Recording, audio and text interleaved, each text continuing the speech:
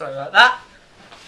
Ladies and gentlemen, boys and girls, this is Mrdoctorwhofan13 here once again, bringing you another first impressions video on Doctor Who.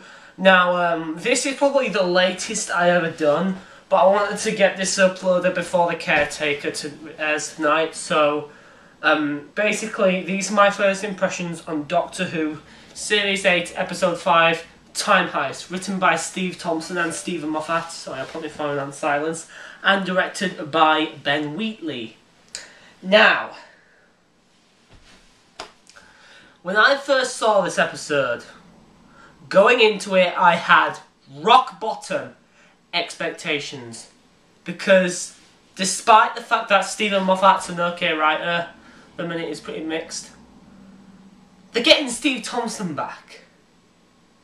And we all know the two disasters he wrote. He wrote The Curse of the Black Spot, which could very well be the worst episode of Series 6, right up there with The Rebel Flesh and the Almost People. And he also wrote Journey to the Centre of the TARDIS, which could very well be the worst episode of Series 7, right up there with Asylum of the Daleks and the Snowmen, if you count that. Now, so going into this episode, I have very low expectations. Now, I did manage to watch it, actually, on its initial broadcast, but I was at another house at a party, and the TV I was watching on was all in crappy and had a very bad signal, so it kept jumping at points, so I couldn't watch it properly, and so I didn't pay much attention. But when I was watching it, I hated it. I hated it, I loathed it, with every single bit of passion that burns within me. Now, the reason for this is because I wasn't paying attention, I also had a very bad signal, and I had it in my head that this is Steve Thompson, so it's obviously going to be a load of garbage. But then I watched the episode again the next day properly on BBC iPlayer. I thought, this is pretty decent, but I'm blaming Stephen Moffat for making it like that. Then I watched it a third time a couple of days later, and I'm like, you know what? This is actually a really good story. I actually quite like this one. But I'm blaming Stephen Moffat. It's Stephen Moffat who made this good, not Steve Thompson. It can't be Steve Thompson. I refuse to believe that Steve Thompson made the script good. It had to be Stephen Moffat. Because I just refuse to accept that Steve Thompson actually bothered to come up with some good ideas for a Doctor Who script. So, it's Stephen Moffat who made this good. He gave a damn. I'm guessing he sort of pushed Steve Thompson, saying like, I bet it was clear to him and said, listen Steve, your neck is on the line here, so I'm going to help you write this next episode so you don't get hated by the fans for a third time in a row. So, yeah. There's my Stephen Moffat impression, by the way. But anyway, what I really liked about this story is that I actually think it's the second best of Series 8 so far, behind Into the Dalek, but better than Deep Breath and Robot Show and Listen, but they weren't that good. But yeah, so I never thought I'd say this, but Time Heist, which was written by Steve Thompson and Stephen Moffat, is the second best episode of Doctor Who Series 8 so far, behind Into the Dalek. Now, what I really liked about this is, it actually had a really great premise. You know, the Doctor sort of just turning bank robber and, you know, having to rob a bank to, spoilers by the way, save an alien species. It's a really interesting premise, and it had good build-up, and but the ending to me is probably the weakest part of this story. Now, whilst it was a good explanation and all that for like for the Doctor being the architect and everything, the very end is what pissed me off the most. Two alien lovers, which we all know how that tacked on and that ending turned out in Hyde. So of course they decided to do it again here.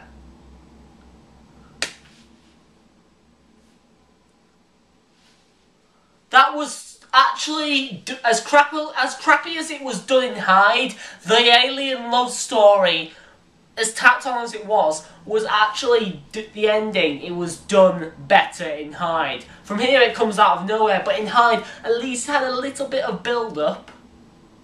Not much, but at least it had something. But here, no.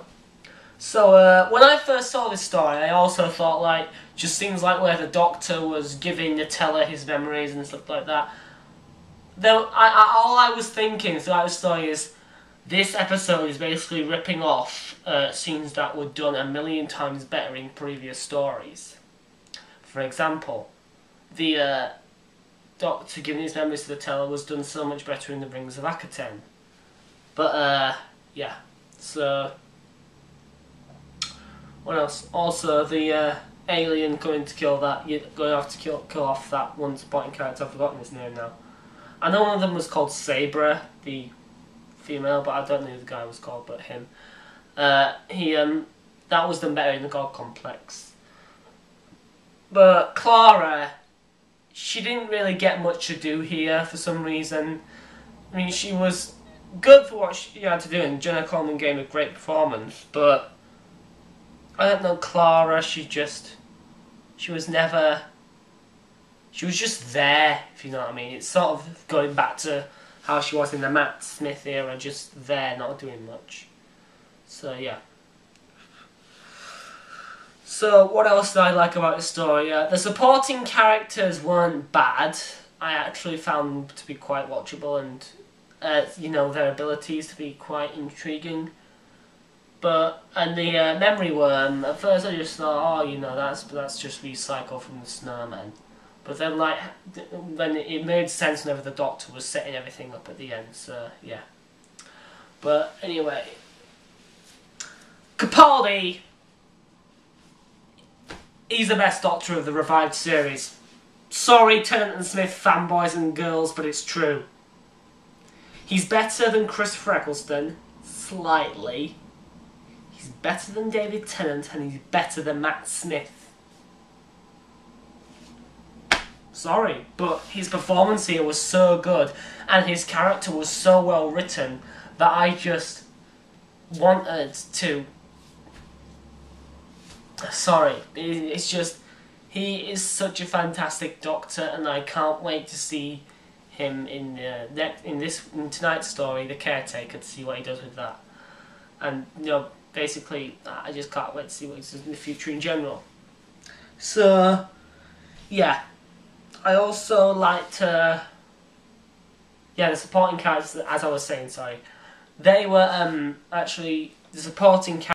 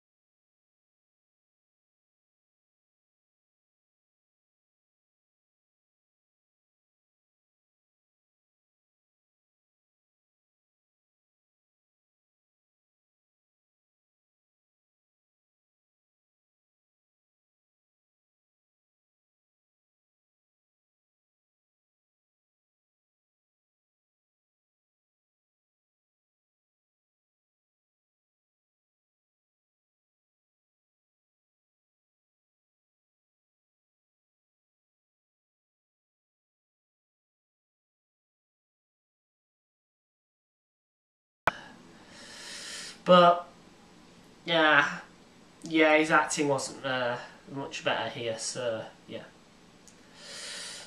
And also the female character, I've forgotten her name, she was pretty forgettable, she wasn't that memorable.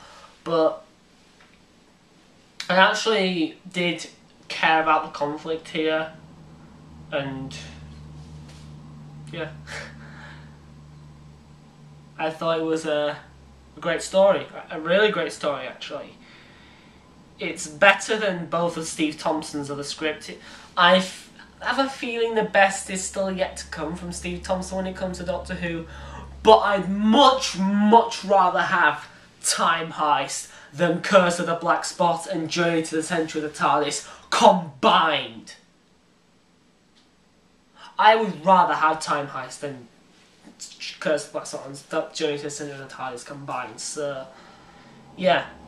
Overall, Time Heist is actually a really good story and gives Into the Dalek a run for its money for best episode of Series 8. But, you know, Into the Dalek's still slightly better in my opinion. So, out of 10, I'd probably give it an 8.